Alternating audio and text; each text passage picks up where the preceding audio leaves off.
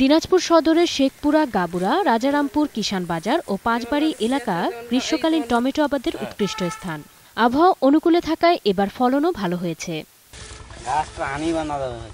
জেলায় এবার ২,৮৪৪ হেক্টর জমিতে নাবি জাতের টমেটো চাষ হয়েছে। বাজারে প্রতিমন টমেটো বিক্রি হচ্ছে ৫৫০ থেকে ৮০০ টাকা দরে।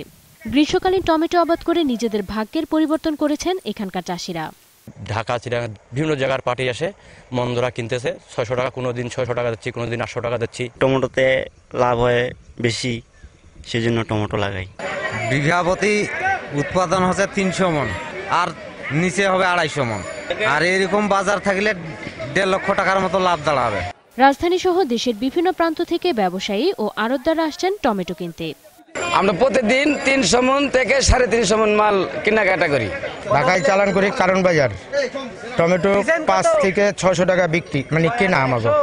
নাবি জাতের গ্রীষ্মকালীন এই টমেটো চাষ করে কৃষকরা লাভবান হচ্ছেন বলে জানান কৃষি কর্মকর্তা। এবার ফলন বেশ ভালো পাওয়া গেছে, চাষিরাও বেশ ভালো পয়সা পাচ্ছেন। প্রায় ৪০ টন প্রতি হেক্টরে চাষ উৎপাদন হচ্ছে। তবে টমেটো সংরক্ষণের জন্য এই অঞ্চলে হিমাগার স্থাপনের দাবি কৃষকদের।